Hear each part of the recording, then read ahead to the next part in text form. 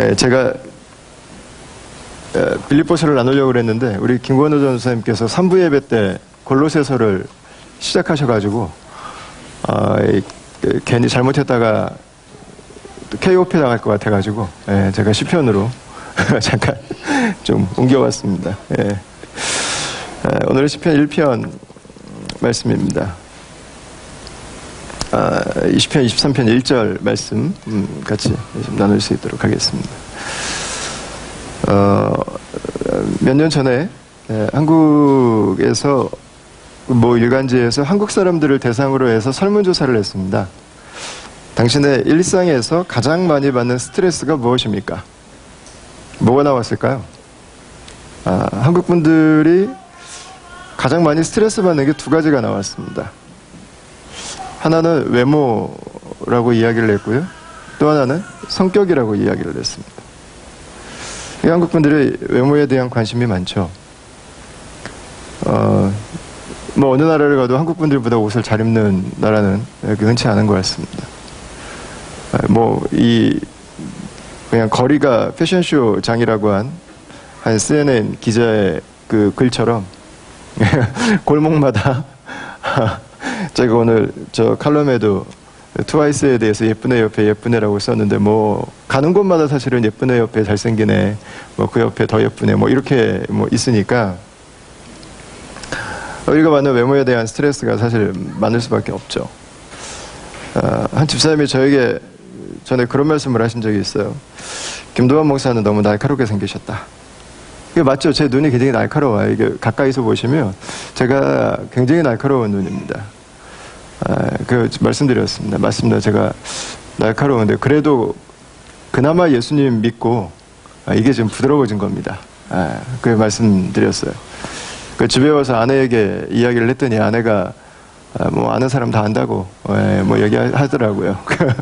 그리고 한마디 덕담으로 덧붙여준 게 쌍꺼풀 수술 한번 해보지 그러냐고 저한테. 그래서 제가 쌍꺼풀 하나 해가지고 되겠냐고 내가. 이게 견적이 이게 좀 나오는 얼굴이 아니라. 여러분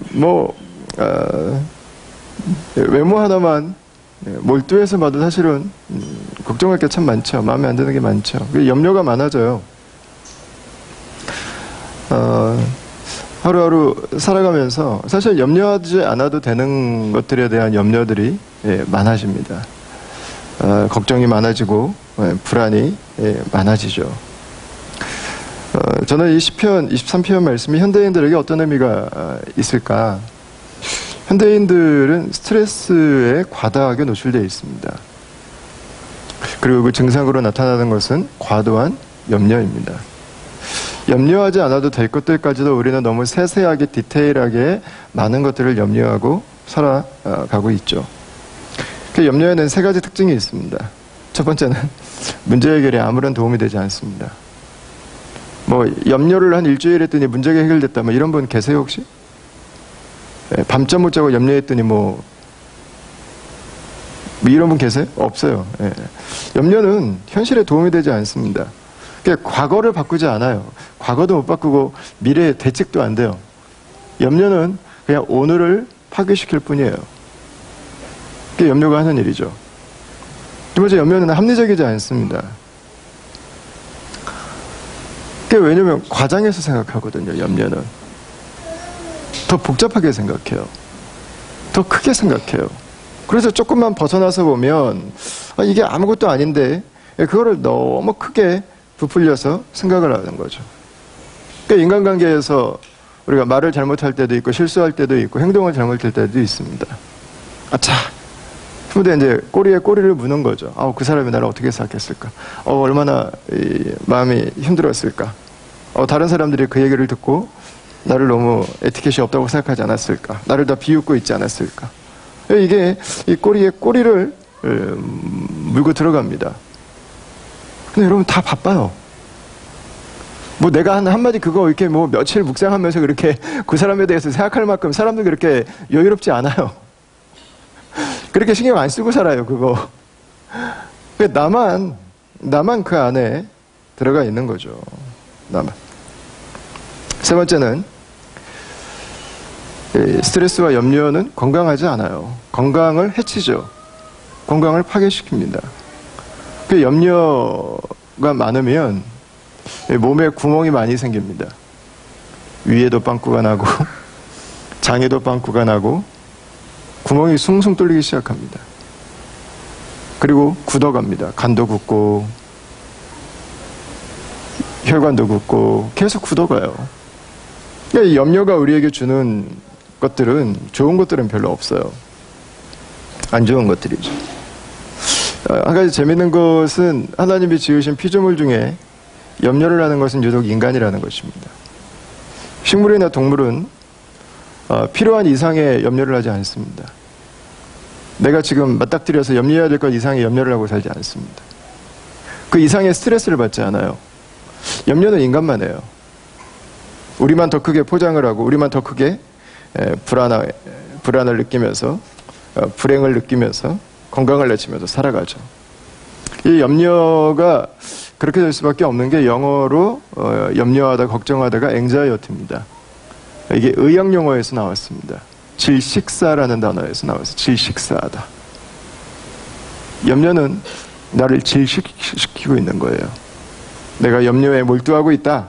그럼 지금 내 숨이 막혀 있다고 하는 것입니다. 감사한 것은 우리는 염려할 수 있지만 염려하지 않을 수도 있다는 것입니다. 언제 염려하지 않을 수 있는가? 오늘 말씀을 다시 한번 볼까요? 23장 1절 말씀을 우리 다시 한번 읽어보겠습니다. 시작. 여호와는 나의 목자시니 내가 부족함이 없으리로다. 아멘. 하나님이 여러분들의 목자신가요? 예. 시는 그렇게 고백하고 있습니다. 하나님께서 나의 목자가 되신다. 그래서 나는 부족함이 없다. 이렇게 고백합니다. 부족함이 없다는 말은 이중부정입니다. 저희 여기 계신 분들은 성문 영어를 다 공부하셨나요? 중학교 다닐 때 성문 영어 맨투맨 기본에 항상 나왔던 거. 이중부정은 강한 긍정입니다. 여호와가 나의 목자시기 때문에 나는 부족함이 없다는 말은 반대로 해석해야 돼요. 여호와는 나의 목자시기 때문에 나에게는 모든 것이 있다는 것입니다. 나의 모든 필요는 채워진다는 것입니다. 그게 이 시편 23편 1절에서 시인이 말하고 싶었던 거예요. 시인은 부정적인 뉘앙스로 어프로치하고 싶었던 게 아니에요. 그는 강한 긍정을 말하고 싶었어요. 하나님의 나의 모든 것에 대해서, 하나님의 나의 모든 필요에 대해서 채우시고 공급하시는 분이라는 것입니다.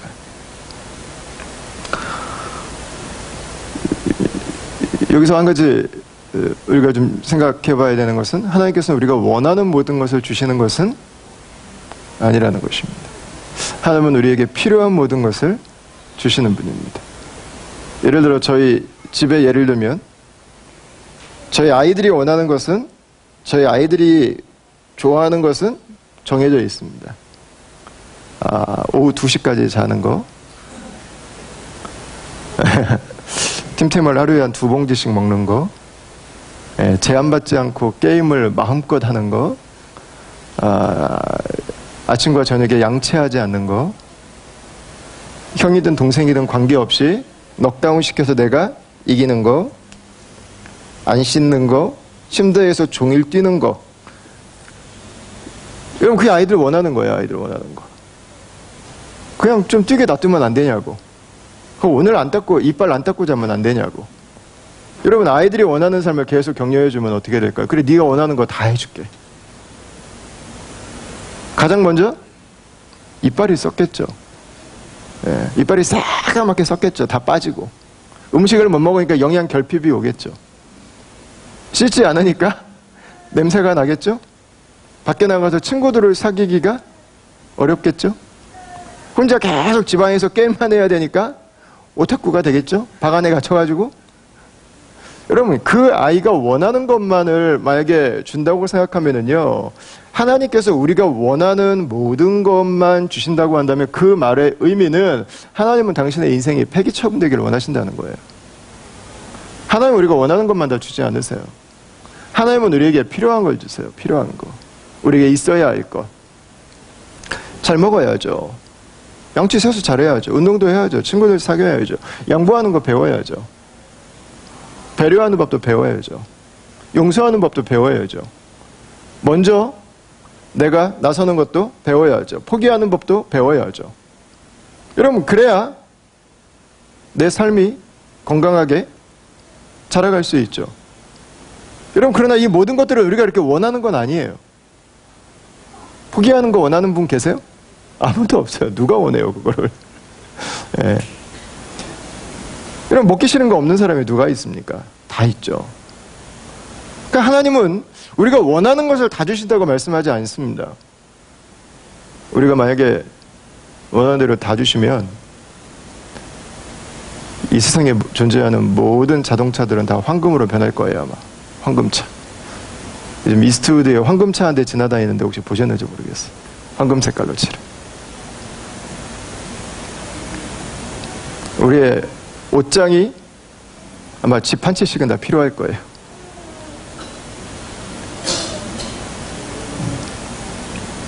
하나님은 우리에게 필요한 걸 주세요. 그런데 반드시 주세요. 네, 약속하셨습니다. 내가 줄지도 몰라가 아니라 하나님은 부족함이 없도록 주신다고 말씀하셨습니다. 하나님의 성품으로 우리에게 약속해 주시는 거죠. 여러분, 우리의 염려를 우리가 습관적으로 하면서 살아간다고 하는 것은 하나님께서 우리의 목자가 되시고 하나님께서 우리의 공급자가 되신다고 하는 것을 인정하지 못할 때 나오는 행동입니다.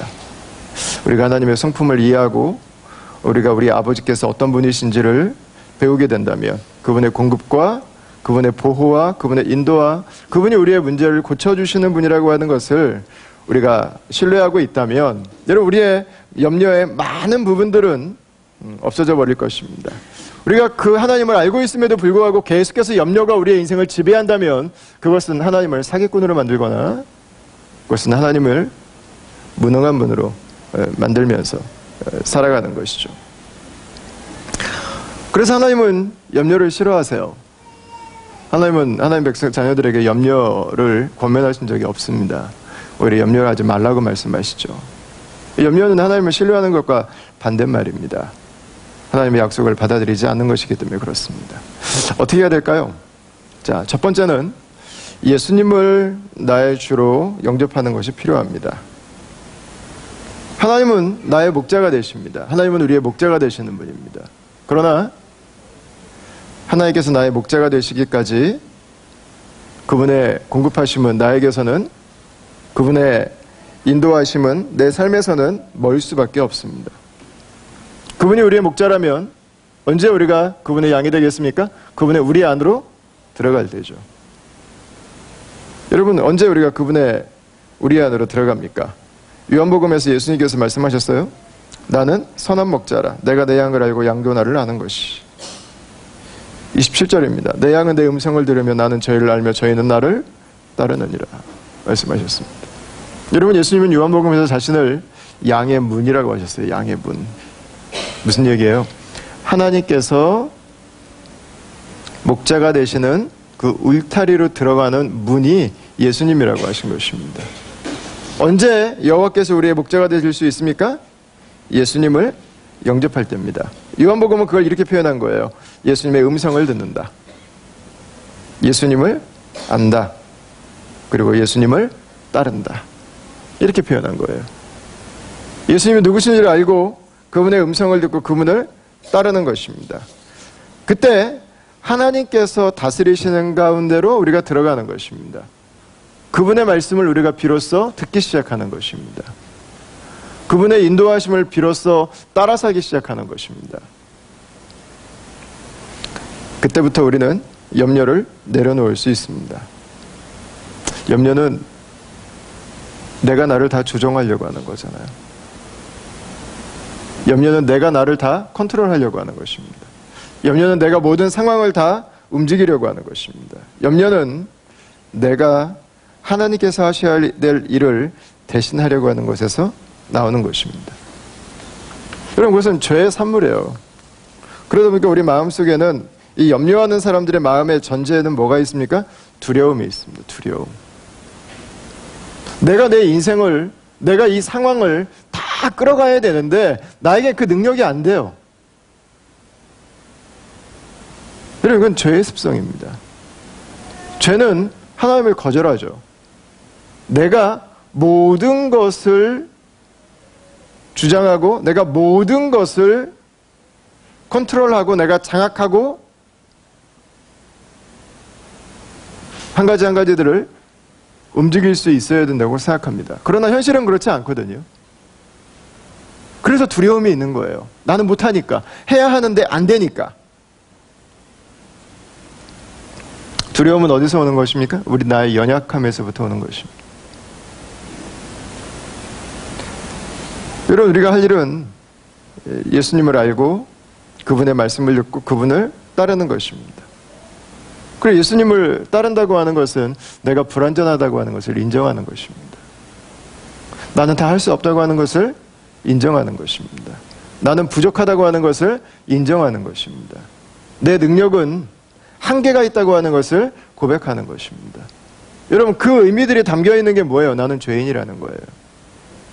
하나님이 없으면 나는 부족하게 짝이 없다는 거예요. 하나님이 없으면 나는 온전치 못하다는 거예요. 하나님이 없으면 나는 왜곡될 수 있다는 거예요. 하나님이 없으면 내 삶은 파괴될 수 있다는 거예요. 하나님이 없으면 내 삶의 한계는 너무 분명하다는 거예요.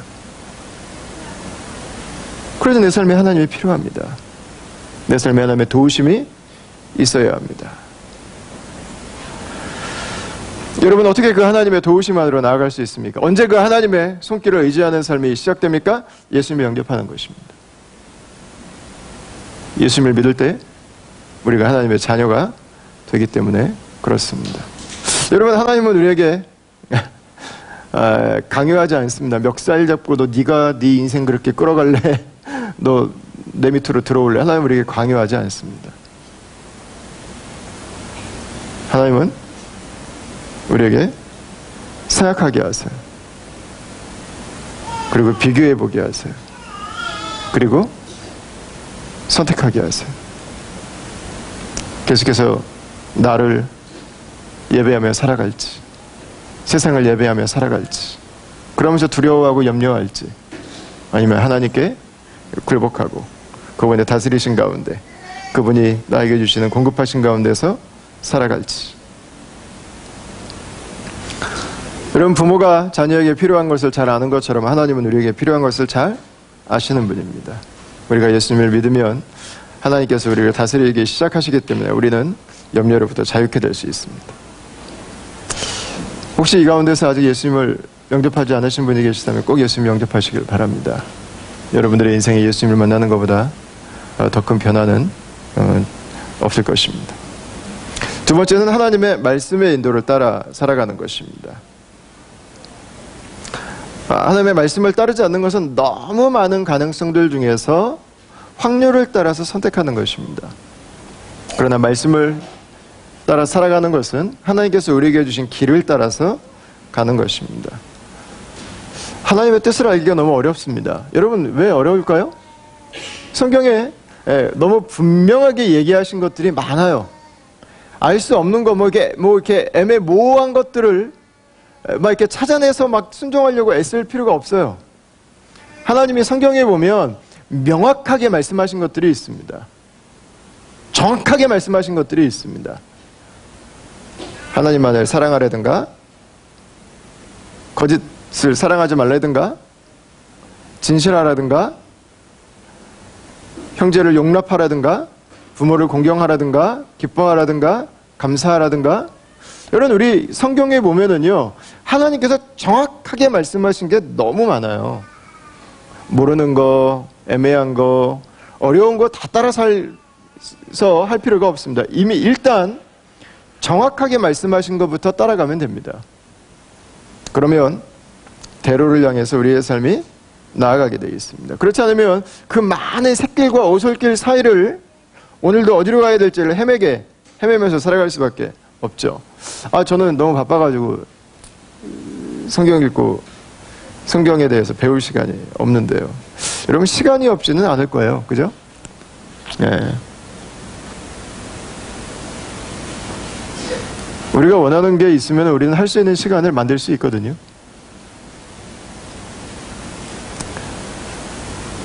시간이 없어서가 아니라 우리의 삶이 확실하지 않은 것들 사이에서 염려하느라고 하나님의 말씀 앞에 나올 여력이 없는 것입니다.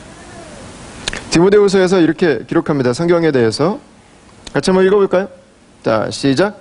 모든 성경은 하나님의 감동으로 된 것으로 교훈과 책망과 바르게 함과 의로 교육하기에 유익하니 이는 하나님의 사람으로 온전하게 하며 모든 선한 일을 행할 능력을 갖추게 하려 함이라. 아멘. 성경은 복잡하고 어려우라고 주신 책이 아닙니다. 우리의 삶에 유익하라고 주신 것입니다. 삶에 유익하라고 주신 것. 저희가 여러분 일주일 만에 이렇게 만났는데 제가 생명의 삶을 할 때마다 참 많이 듣는 얘기 중에 하나가 뭐냐면 생명의 삶 숙제가 이 요한복음하고 로마서를 요약해서 내는 숙제가 있습니다. 생명의 삶 숙제가 그거 딱 하나예요. 근데 어떤 분들은 모태신앙이신데 성경을 내가 이렇게 이해하기 위해서 노력해 본 적이 처음이라는 이야기들을 하세요. 여러분, 하나님께서 이 말씀을 우리의 삶의 유익을 위해서 주셨습니다. 근데 우리가 말씀을 읽고 그 말씀을 사랑하고 말씀을 묵상하면서 살아가지 않는다면, 때로는 우리가 이렇게 하나님께 나와서 주일날 예배하지만 우리의 삶은 이 사회에서, 이 세상에서 그 방식의 그 흐름에 나아갔다가 그 안에서의 방식에 길들여져서 살아갈 수밖에 없는 것이죠. 여러분, 하나님께서 우리에게 성경을 주신 이유는 말씀을 가지고 있으라고 주신 게 아니고요, 주일날 갖고 다니라고 주신 게 아닙니다. 성경은 삶을 위해 주신 것입니다. 사용하라고 주신 것입니다. 마치 시집가는 딸에게, 요즘에는 아들도 필요할 것 같아요. 이제 우리 친정엄마가 그 요리하는 레시피 책을 선물해 주는 것처럼 그리스도인으로 살아갈 우리에게 꼭 필요한 것들을 하나님께서 성경에 이미 기록해 주신 거죠. 그래서 시편 기자는 이렇게 기록합니다. 주의 말씀은 내 발의 등이요 내 길의 빛이니이다. 그랬어요. 주의 말씀은 내 발의 등이고 내 길의 빛이다. 여러분, 하나님께서 우리에게 주시기를 원하는 길이 있습니다. 길이. 근데 길이 보이질 않아요. 근데 말씀을 보면 길을 볼 수 있어요. 세상에서는 길을 아무리 찾아도 보이지 않아요. 칠흑같이 어두운 것 같아요. 어디가 길이죠? 어디로 가야 되죠? 다 그 고민이에요. 근데 말씀을 보면 말씀이 그 길을 이렇게 비춰주세요. 아, 여기가 길이구나.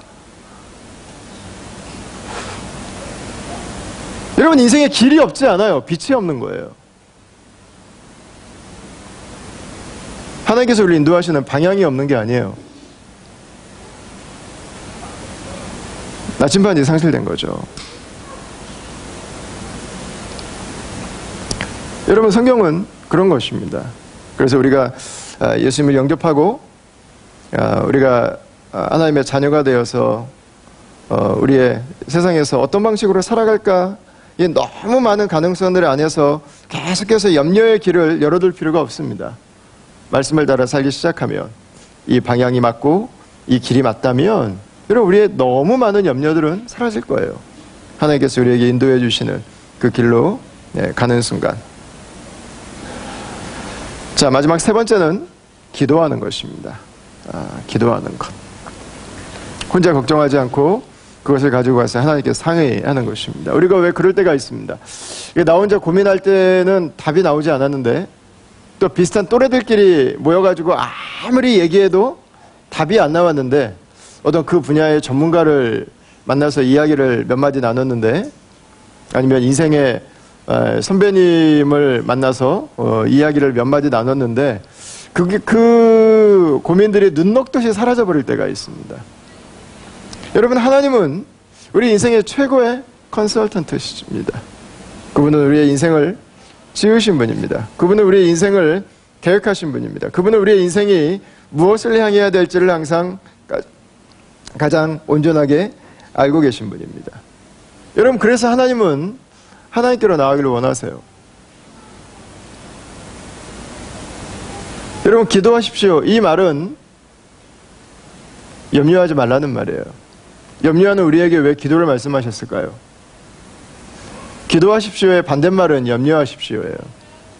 하나님은 우리에게 염려하라고 말씀하지 않으셨습니다. 하나님은 우리에게 기도하라고 말씀하셨습니다.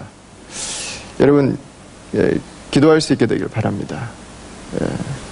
염려해야 되는 시간을 기도하는 시간으로 바꾸십시오. 염려하는 시간을 묵상하는 시간으로 바꾸십시오.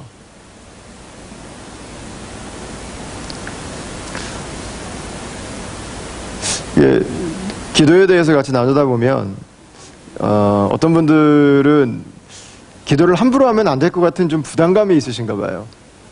그래서 기도하면서도 염려를 하세요. 기도에 대해서도 염려를 하세요.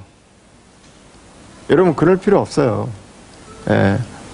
믿는 사람 앞에서는요, 다 얘기할 수 있어요. 그러니까 예쁜 척하면서 멋있는 척하면서 기도하는 거는요, 아직 하나님하고 아직 친밀하지 않은 거예요. 여러분, 그분을 믿으셔도 돼요. 그분에게 말하면 비밀이 새나갈 일이 없어요. 그분은 우리에게 가장 좋은 걸 알고 계시는 분이세요. 여러분, 그분에게 나가서 기도하실 때 여러분 편안하게 기도하세요. 편안하게. 모든 거 다 가지고 나가셔도 괜찮습니다. 여러분, 우리가 염려하지 않고 기도해야 되는 중요한 이유는, 염려는 거짓된 염려일 때도 있지만 내가 어쩔 수 없는 것들에 대한 염려일 때가 많습니다. 여러분, 아까 서두에 말씀드렸던 것처럼 내가 어쩔 수 없는 것을 염려한다고 해서 해결책이 나오지는 않습니다. 어쩔 수 없는 것은 맡겨야 됩니다. 내가 어쩔 수 없다면 그 문제는 기도해야 될 만큼 큰 문제예요. 내 힘으로는 안 되는 거예요. 내 힘으로 아무리 염려해야 아무 일도 일어나지 않습니다. 그러나 하나님의 능력은 우리의 염려보다 크신 것입니다. 기도한다고 하는 것은 그 하나님을 신뢰하는 것입니다. 그래서 베드로전서에서 베드로는 이렇게 우리에게 권면해 줍니다. 같이 한번 읽어보겠습니다. 너희 염려를 다 주께 맡기라. 이는 그가 너희를 돌보심이라. 맡기라 하는 말은 더 이상 가지고 있지 말라는 거예요. 저희 동네는 수요일날마다 저 쓰레기 수거하는 차량이 고맙게 다녀갑니다. 그럼 쓰레기를 내놓으면 그 쓰레기들을 재활용과 일반 쓰레기와 가드닝으로 나눠서 가지고 가죠. 여러분, 쓰레기를 가져갈 때 못 믿어서 아쉬워가지고 보내기 너무 속상해가지고 미련 두시는 분 계세요? 아니시죠? 어떻게 하면 돼요? 그냥 보내면 돼요. 그냥 그거 다시 가서 받아오지 말라고요. 여러분, 그러나 염려는 사실은 실체가 없을 때가 훨씬 더 많아요.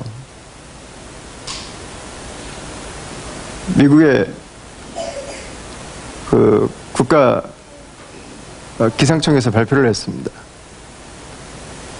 한 도시에 스트릿 7개를 안개가 껴서 앞이 보이지 않는 그 뿌연 안개가 차들을 다 이게 거북이로 만들 정도로 껴 있어요.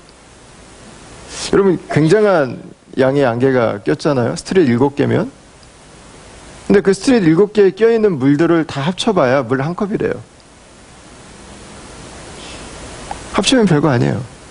근데 그게 흩어져 버리니까 스트릿 7개를 막아버려요. 여러분, 이게 염려예요. 그런데 안개는 해가 뜨면 어느 순간 있었는지 다 사라져버려요. 여러분, 염려는 펼쳐놓으면 끝이 없어요. 그런데 하나님이 내 삶에 함께 하심을 고백하는 순간 염려는 사라져요. 언제 있었는지 알 수 없듯이 눈 녹듯이 사라져버려요. 일순간에 사라져버려요. 그 차들을 꼬리에 꼬리를 물게 만들었던 그 안개가 어느 순간 쨍쨍한 햇빛 안에서 다 녹아버렸어요. 다 날아가 버렸어요. 여러분, 기도하면 염려는 사라집니다. 기도하면 감정에 치우쳐서 보지 못했던 하나님을 보게 하죠. 그리고 기도는 내가 굉장히 큰 문제라고 생각했던 것을 하나님의 눈으로 보기 때문에 오히려 그 문제의 실체를 바로 이해할 수 있습니다. 그리고 내가 감당할 수 없는 일이라 하더라도 하나님께서 그 일들을 감당하시고 하나님께서 그 일들을 이루시는 하나님의 능력을 경험할 수 있는 기회가 되죠. 여러분, 그러나 기도한다고 하는 것이 내가 할 수 있는 일을 대신해 주는 것은 아닙니다. 염려해도 내가 아무리 해도 이건 안 되는 문제다 그러면 그냥 기도하고 맡기고 편하게 주무십시오. 염려해도 답은 나오지 않습니다. 그러나 내가 며칠 밤을 새서 하면 이 일은 할 수 있는 일이다. 그러면 하나님께 맡기지 마세요. 하세요. 그것은 믿음이 아닙니다. 그것은 게으른 것입니다. 내 힘으로 할 수 있는 것은 내 힘으로 하는 것입니다. 그것이 기도의 응답이죠. 내가 할 일을 하나님께 미루는 것은 믿음이 아닙니다. 그것은 영적 게으름입니다. 마지막으로 한 가지 여러분 나누고 싶은 일이 있습니다. 염려는 아마 우리의 삶에 앞으로도 계속 올 것 같아요. 살아가는 것은 계속해서 염려를 만들어냅니다. 저 여러분들의 삶에 염려는 쉬지 않고 몰려올 것입니다. 여러분, 그렇다고 하면 우리가 한 가지 중요한 결정을 좀 내려야 될 필요가 있을 것 같습니다. 염려가 어차피 우리의 삶에 계속 온다면, 우리가 스트레스를 어차피 계속 받으면서 살아야 된다면, 여러분, 가만히 있어도 염려는 와요. 아무리 내가 편안하게 살려고 해도 스트레스와 문제들은 계속 생겨요.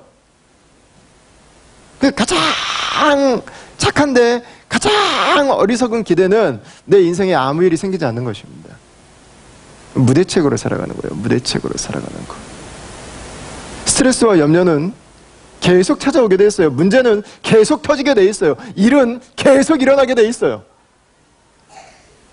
여러분, 그때마다 그것들에 쫓겨다니고 그것들에 붙잡혀 다니고 그 염려로 밤을 지새우고 그 염려로 내 마음을 채워가기 시작한다면 여러분, 우리는 염려에 내 인생을 도둑맞는 삶을 살게 될 것입니다. 여러분, 여기에 저는 예수님께서 하신 권면을 마지막으로 여러분들과 나누고 싶어요. 어차피 우리의 삶에 염려가 피할 수 없는 것이라면, 어차피 우리의 삶의 문제와 스트레스가 피할 수 없는 것이라면 무엇을 염려할지를 결정하고 살아가십시오. 마태복음 말씀을 같이 한번 볼까요? 자, 좀 긴 말씀이지만 우리 같이 한번 읽겠습니다. 시작. 그러므로 염려하여 이르기를 무엇을 먹을까, 무엇을 마실까, 무엇을 입을까 하지 말라. 이는 다 이방인들이 구하는 것이라. 너희 하늘 아버지께서 이 모든 것이 너희에게 있어야 할 줄을 아시느니라. 그런즉 너희는 먼저 그의 나라와 그의 의를 구하라. 그리하면 이 모든 것을 너희에게 더하시리라. 그러므로 내일 일을 위하여 염려하지 말라. 내일 일은 내일 염려할 것이요 한날의 괴로움은 그날 족하니라. 아멘. 여러분, 예수님은 우리의 염려의 습성을 아시죠? 오늘을 살아가는데 내일 일까지도 끌어다가 염려하는 우리의 습성. 내일 고민해도 되는 문제까지도 오늘 이 염려의 시너지를 만들어가는 우리의 습성을 예수님은 잘 알고 계셨던 것 같습니다. 예수님은 우리에게 격려해 주고 계세요. 내 인생을 내가 다 염려한다고 살아갈 수 있는 것이 아니라고요. 하나님께서 우리의 인도자가 되신다고요. 하나님께서 우리 인생의 공급자가 되신다고요. 하나님께서 우리 인생을 마지막까지 책임져 주실 거라고요. 여러분, 그래서 어떻게 하라는 거예요? 세상의 염려에만 붙들려 살지 말라고요. 그렇게 염려하지 않아도, 그렇게 고민하지 않아도 우리가 할 수 있는 것까지 최선을 다하면 하나님께서 우리의 마지막까지 인도자가 되어주신다는 것입니다. 여러분, 그래서 세상의 염려로 인생을 채우지 말고 하나님의 나라를 위해 살아가라는 것입니다. 하나님께서 기뻐하시는 것들을 위해서 살아가라는 것입니다. 하나님의 나라를 위해서 계획하고 하나님의 나라를 위해서 살아가라는 것입니다. 여러분, 여러분들이 한 주간을 또 살아가는 것은 아마 매일마다 벌써 우리의 일정들 속에는 해야 될 일들이 기록이 되어 있고 어떤 만남들, 어떤 일들은 마음의 부담과 염려와 스트레스들이 찾아오는 것들이 아마 있을 것입니다. 어떤 분은 이번 한 주의 시간 자체가 어려움이고 아픔의 시간들일 수도 있습니다. 눌림과 고통의 시간들일 수도 있습니다. 여러분, 오늘 이 말씀을 우리가 한 주간을 살아가면서 기억할 수 있기를 바랍니다. 여호와는 나의 목자시니 나에게 필요한 모든 것을 공급해 주시는 분입니다.